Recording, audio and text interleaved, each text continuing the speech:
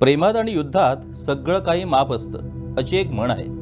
आता त्यात राजकारण जोडलं गेलंय। राजकारणातही सगळं काही माफ असतं। एकमेकांचे राजकीय शत्रू कधी एकमेकांच्या गळाभेटी घेतील हे काही सांगताच येणार नाही। आपला गोवा तर त्यासाठी प्रसिद्धच आहे। केवळ पक्षाचे कपडे बदलले की सगळी पापे माफ। जनता मात्र ह्याच नेत्यांचे समर्थन करताना एकमेकांची डोकी फोडून घेते आणि नंतर पश्चाताप करत बसते। आता हेच पहा ना, मगोचे नेते सुदीन ढवळीकर आणि भाजपचे नेते मॉविन गुदिनो हे एकमेकांचे कट्टर राजकीय शत्रू। दोघात अजिबात विस्तवही जात नाही। चक्क विधानसभेत एकमेकांवर तुटून पडताना कोण किती कमिशन खातो याची आकडेवारीही दोघांनी जाहीर केलेली। हेच नेते सध्या एकाच सरकारात एकत्र नांदताहेत। सर्वाधिक काळ सुदीन ढवळीकरांनी सांभाळलेले वाहतूक खाते आता मॉविन गुदिनोंकडे आहे। विरोधात असताना सुदीन रावावर वाहतूक खात्यातील भ्रष्टाचाराचे कितीतरी आरोप मॉविन बाबने केले होते। आता मात्र त्यांना एकही घोटाळा सापडत नाहीये। एवढंच कशाला, पण 2007 ते 2012 या काळात काँग्रेसच्या राजवटीत सुदीनराव वाहतूक मंत्री असताना सहाय्यक मोटर वाहन निरीक्षक म्हणजे AMVI भरतीचा मोठा घोटाळा झाला होता। या घोटाळ्याचे भूत 2011 ते 2022 अशी 11 वर्षे लटकत आहे। मॉविन गुदिनोंकडून या प्रकरणाचा सोक्षमोक्ष काही लावला जात नाही। गेली 11 वर्षे सरकारी सेवेत रुजू झालेल्या या सर्व सहाय्यक मोटर वाहन निरीक्षकांच्या डोक्यावर या चौकशीची टांगती तलवार अजूनही लटकत आहे।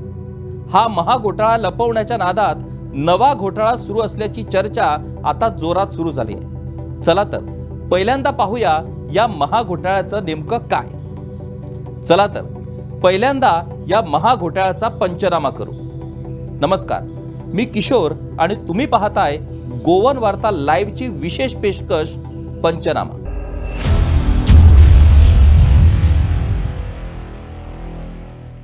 प्रत्येक नागरिकाला सरकारी भ्रष्टाचाराची पहिली ओळख करून देणारे खाते म्हणजे वाहतूक खाते, ट्रान्सपोर्ट डिपार्टमेंट।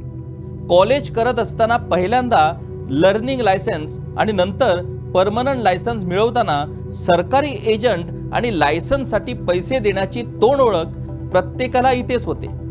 टेस्टमध्ये नापास झाल्यानंतर किती पैसे दिले की विना टेस्ट माणूस पास होतो हा चमत्कार या वयातच पाहायला मिळतो।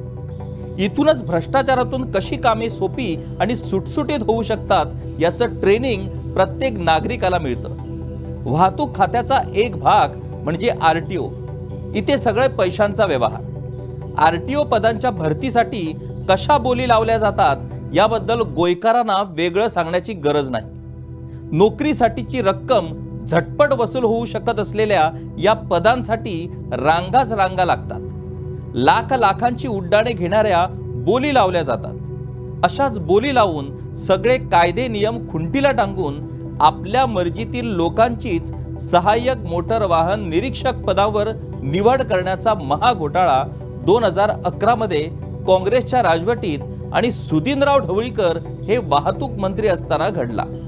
अर्थात सुदीनराव म्हणतात हा सगळा पारदर्शक व्यवहार। ज्या अर्थी सुदीनरावावर भ्रष्टाचाराचे आरोप करणारे भाजपवालेही या प्रकरणाचा अहवाल खुला करत नाहीत, त्या अर्थी सुदीनरावांची राजकीय ताकदच यातून स्पष्ट होते। आता काय आहे हे प्रकरण? तर नोकर भरतीबाबत सर्वोच्च न्यायालयानं एक स्पष्ट आदेश जारी केला आहे। नोकर भरतीबाबत पदांची योग्य पद्धतीने जाहिरात होणे गरजेचे आहे। अमुक पदांची जाहिरात देऊन त्यापेक्षा जास्त पदांची भरती करणे अयोग्य आहे, कारण त्यामुळे नव्या उमेदवारांची संधी आपण हिरावून घेत असतो। वाहतूक खात्याकडून 2011 साली 14 सहाय्यक वाहतूक निरीक्षकांची पदे जाहीर करून प्रत्यक्षात 29 पदे भरती करण्याचा महाघोटाळा घडला होता। या प्रकरणी गेली 11 वर्षे न्यायालयीन लढा देणारे RTI कार्यकर्ते सुदीप तामणकर यांनी सरकारला जेरीस आणले आहे। न्यायालयाच्या आदेशानुसार या प्रकरणाचा चौकशी अहवाल तयार करून आता गेली 3 वर्षे हा अहवाल वाहतूक संचालकांकडे पडून आहे। वाहतूक मंत्री मॉविन गुदिनो या प्रकरणी ब्र काढत नाहीत। आणि वाहतूक संचालक तर या विषयावरून कानावर केस ओढवून घेतात. वीज खात्यात 5 वर्षे सरकारी सेवा बजावल्यानंतर सर्वोच्च न्यायालयाने सदर नोकर भरतीच बेकायदा ठरवल्यामुळे अनेकांचे भवितव्य उद्ध्वस्त झाले. हा प्रकार भाजपच्या राजवटीतच घडला, पण विरोधकांनाही हे प्रकरण लावून धरता आले नाही.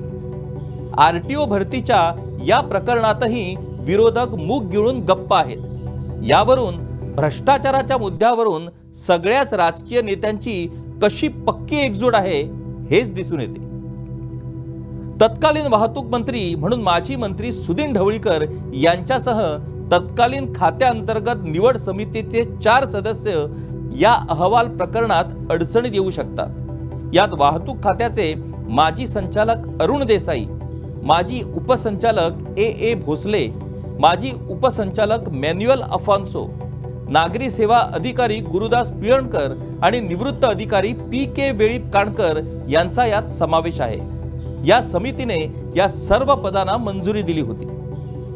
मुळात या प्रकरणाची सुरुवात 2 डिसेंबर 2010 रोजी टाइम्स ऑफ इंडिया वृत्तपत्रात वाहतूक खात्याची 14 AMVI म्हणजेच सहाय्यक मोटर वाहन निरीक्षक पदांच्या भरतीसाठीची जाहिरात प्रसिद्ध झाली. यात सर्वसाधारण म्हणजे जनरल कॅटेगरीमध्ये 8, OBC मध्ये 3 आणि ST मध्ये 3 अशा पदांचा समावेश होता. अर्ज छाननीनंतर 11 फेब्रुवारी 2011 रोजी गोवा इंजिनिअरिंग कॉलेज फोंडा येथे या पदांसाठीची लेखी परीक्षा घेण्यात आली. 21 ते 23 फेब्रुवारी 2011 रोजी 3 दिवस प्रॅक्टिकल मोटर चालक चाचणीसाठी सर्वसाधारण गटात 126, OBC गटात 38 आणि ST गटात 10 उमेदवारांना पाचारण करण्यात आले. यानंतर 28 फेब्रुवारी ते 2 मार्च 2011 या कालखंडात तोंडी मुलाखतीसाठी सर्वसाधारण गटात 125, OBC गटात 38 आणि ST गटात 10 उमेदवार हजर राहिले. याच दरम्यान वाहतूक खात्यात 16 सहाय्यक मोटर वाहन निरीक्षकांची मोटर वाहन निरीक्षकपदी बढती झाल्यामुळे 16 सहाय्यक निरीक्षक पदे रिक्त झाली.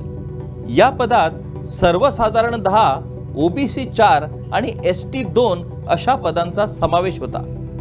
ही नोकर भरती करताना खाते प्रमुखांना या रिक्त होणाऱ्या पदांची माहिती असणे स्वाभाविक आहे.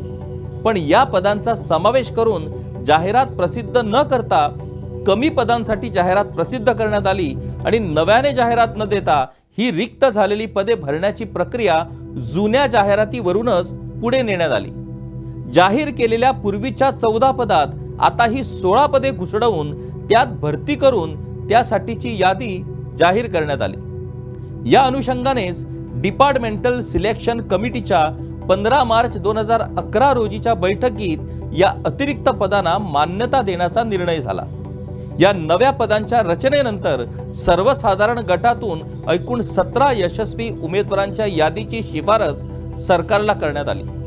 या यादीत वेदप्रकाश R शेणवी, संकल्प विष्णू नाईक नावती, नारायण P पारसेकर, वामन सत्यवान उमरसकर, राजीव भट टेंगसे, योगेश बाबू भंडारी, जितेंद्र गावकर, सर्जिओ R रॉड्रिगीस, अखिल S पोकळे, अभय अनंत सावईकर, आनंद विनायक उपाध्ये, एलिस्टर परपिच्युअल फर्नांडिस, कल्पेश D फळदेसाई, संदेश S नाईक, वामन शशिकांत प्रभू, चार्ल्स लुकास फारिया आणि डिकॉस्टा ऑडिन चेम यांचा समावेश होता.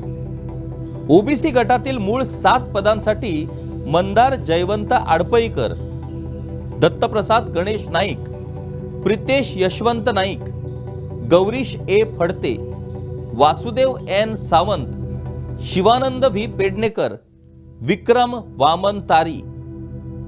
ST गटाच्या मूळ 5 पदांसाठी मिथुन V रामनाथकर, सावळो उर्फ भूषण P गावणेकर, प्रभाकर तुळशीदास खेडेकर, प्रवीण हरी वाडकर, अनुप जानू कुंडईकर यांच्या नावांची शिफारस करण्यात आली. अखेर या 29 जणांना 15 एप्रिल 2011 ते 18 एप्रिल 2011 या काळात नियुक्तीपत्रे देण्यात आली. यात जनरल गटात 17, OBC 7 आणि एसटीत 5 जणांचा समावेश करण्यात आला। म्हणजे फक्त 14 पदे जाहीर करून 29 पदे भरण्याचा पराक्रम तत्कालीन वाहतूक खात्याने केला। आरटीआय कार्यकर्ते सुदीप तामणकर यांची वाहतूक खात्याच्या गैरकारभारांकडे नजर होतीच। त्यांना ही गोष्ट लक्षात येताच त्यांनी तत्काळ सगळी माहिती प्राप्त केली। या माहितीतून गैरप्रकारांची साखळीच उघड झाली। उमेदवारांची सर्व प्रमाणपत्रे आणि इतर दस्तऐवज प्राप्त केल्यानंतर निवड झालेल्या एकूण 8 जणांकडे अवजड वाहन चालक परवानाच नव्हता। त्यांनी नोकरीसाठी अर्ज सादर केल्यानंतर परवान्यासाठी अर्ज करून ते मिळवल्याचे या माहितीत स्पष्ट झाले। या पदांसाठी वर्क एक्सपिरियन्स म्हणून गॅरेजमध्ये काम केल्याचे प्रमाणपत्र बंधनकारक होते। ताम्हणकरांनी उमेदवारांनी सादर केलेल्या अनुभव प्रमाणपत्रावरून या गॅरेजांची नोंदणी आणि तिथे प्रत्यक्ष काम केल्याची हमी म्हणून कामगार खाते आणि ESI कडे माहिती मागितली। यात काम केल्याच्या अनुभवाचे प्रमाणपत्र लावलेल्या बहुतांश गॅरेज नोंदणीकृत नसल्याचे उघड झाले। फक्त एकाच उमेदवाराचा PF आणि ESI कापला जात होता असेही या माहितीत आढळून आले। या उमेदवारांपैकी तब्बल 13 उमेदवारांनी उसगाव फोंडा येथील एकाच मारुती गॅरेजमध्ये नोकरी केल्याचे प्रमाणपत्र दिले होते। ही गॅरेजही सरकार दरबारी नोंद नव्हती। या उमेदवारांचे PF आणि ESI कापले गेले नव्हते। त्यामुळेच कुणीतरी या गॅरेजकडे संधान साधून या उमेदवारांना अनुभव प्रमाणपत्र दिल्याचा संशय बळावला गेला। या सगळ्या गोष्टी उघड झाल्यानंतर सुदीप तामणकरांनी 11 मे 2011 रोजी दक्षता खात्याकडे तक्रार नोंद करून या प्रकरणाची सखोल चौकशी करावी अशी मागणी केली। या तक्रारीवर पोलीस निरीक्षक निलेश राणे, निरीक्षक ब्रास मिनेजिस यांनी चौकशी केली। तक्रारीत तथ्य आढळून आले। संबंधित उमेदवारावर तात्काळ FIR दाखल करण्याची शिफारस करणारा अहवाल दक्षता खात्याने वाहतूक खात्याला पाठवला। दक्षता खात्याच्या या अहवालामुळे सर्वसाधारण गटातील डिकॉस्टा ऑडिन चॅम्प याने बनावट अनुभव दाखला सादर केल्याचे स्पष्ट झाले। त्याला 19 एप्रिल 2012 रोजी सेवेतून बडतर्फ करण्यात आले। त्याच प्रकारे OBC गटातील वासुदेव N सावंत यांनीही अनुभव दाखल्यावरून फेरफार केल्यामुळे त्यालाही 2 एप्रिल 2013 रोजी सेवेतून बडतर्फ करण्यात आले। या गोष्टी चौकशीतूनच उघड झाल्यामुळे हे घडू शकले। दक्षता खात्याच्या या अहवालात सगळ्याच उमेदवारावर FIR दाखल करण्याची शिफारस केली असली तरी तत्कालीन मुख्यमंत्री दिगंबर कामत यांनी काहीच कारवाई केली नाही। अखेर सुदीप तामणकर यांनी मुंबई उच्च न्यायालयाच्या गोवा खंडपीठाचे दरवाजे ठोठावले। तिथे तत्कालीन ॲडव्होकेट जनरल यांनी दक्षता खात्याच्या चौकशीत संबंधित उमेदवारांना नैसर्गिक न्याय देण्यात आला नाही असा युक्तिवाद केला। सरकारने या प्रकरणाची खात्याअंतर्गत चौकशी करण्याचे वचन खंडपीठाला दिले। खंडपीठाने ही विनंती मान्य करून घेतली, पण त्याचबरोबर खात्याअंतर्गत चौकशीबाबत तक्रारदार समाधानी नसल्यास त्याला पुन्हा खंडपीठाकडे दाद मागण्याची मोकळीक खंडपीठाने दिली। खात्याअंतर्गत चौकशीचे नाटक करून सरकारने खंडपीठाला चुना लावला होता। राज्यात 2012 साली भाजपचं सरकार सत्तेवर आलं। तिथं पुन्हा सुदिनराव ढवळीकरांची वाहतूक मंत्रीपदी निवड झाली। तामणकर यांनी कारवाईची वाट पाहून अखेर 2014 मध्ये पुन्हा खंडपीठाकडे धाव घेतली।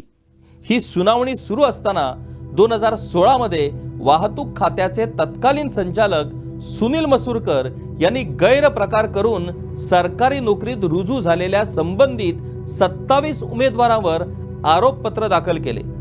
या आरोपपत्राबाबत उमेदवारांकडून उत्तरे देण्यात आली, पण पुढे कारवाई काहीच झाली नाही। राजकीय पातळीवर या प्रकरणावर पडदा टाकण्याचे सत्र सुरूच राहिले। काँग्रेसच्या काळातील भ्रष्टाचारावर भाजपच्या काळातही पांघरून घालण्याची परंपरा सुरू राहील, पण या प्रकरणाचा छडा लावण्याचा विडा उचललेले तामणकर स्वस्थ बसले नाही। त्यांनी 2016 मध्ये पुन्हा खंडपीठाचे दरवाजे ठोठावत न्यायासाठी याचना केली। 2016 मध्ये खंडपीठासमोर पुन्हा हे प्रकरण सुनावणीसाठी आले। तिथे सरकारने CCS कंडक्ट नियमानुसार चौकशी करण्याचे नवे कारण पुढे केले. तत्कालीन फोंड्याचे उपजिल्हाधिकारी आणि उपविभागीय अधिकारी जॉन्सन फर्नांडिस यांची चौकशी अधिकारी म्हणून नियुक्ती केली. 2016 ते 2019 अशी 3 वर्षे जॉन्सन फर्नांडिस यांनी या सर्व 29 उमेदवारांचे आणि याचिकादारांचे म्हणणे ऐकून घेतले आणि आपला अहवाल तयार केला. 15 फेब्रुवारी 2019 रोजी प्रत्येक उमेदवाराचा स्वतंत्र चौकशी अहवाल तयार करून तो वाहतूक संचालकांकडे सुपूर्द करण्यात आला. आता हा अहवाल वाहतूक खात्याकडे 15 फेब्रुवारी 2019 पासून पडून आहे, पण त्याबाबत खाते, संचालक, मंत्री आणि सरकार निर्लज्जपणे मूग गिळून गप्प आहे. याला काय म्हणावे? एकतर ही भरती नियमानुसार झाल्याचे घोषित करून या सगळ्या सहाय्यक मोटर वाहन निरीक्षकांच्या डोक्यावरची टांगती तलवार हटवण्याची गरज आहे, किंवा ही भरती बेकायदा असल्यास पुढील कारवाई करणं गरजेचं आहे. मूळ तक्रारदार आणि याचिकादार सुदीप तामणकर यांनी RTIच्या माध्यमाने चौकशी अहवाल मागितला असता त्यांना तो देण्यात आला नाही. विशेष म्हणजे एवढ्या मोठ्या या महाघोटाळ्यावर विरोधक मूग गिळून गप्प आहेत. एकाही आमदाराला या भरतीबाबत विधानसभेत सरकारला जाब विचारण्याचे धाडस नाही. यावरून भ्रष्टाचाराच्या मुद्द्यावर सगळ्या राजकीय नेत्यांचे एकमत आहे हेच अधोरेखित होते. सरकारचा भ्रष्टाचार किंवा गैरकारभार उघड करण्यासाठी RTI कार्यकर्त्यांना आपली पदरमोड करून 10 ते 12 वर्षे झुंजावे लागत असेल तर मग RTI कायद्याचा उपयोग काय?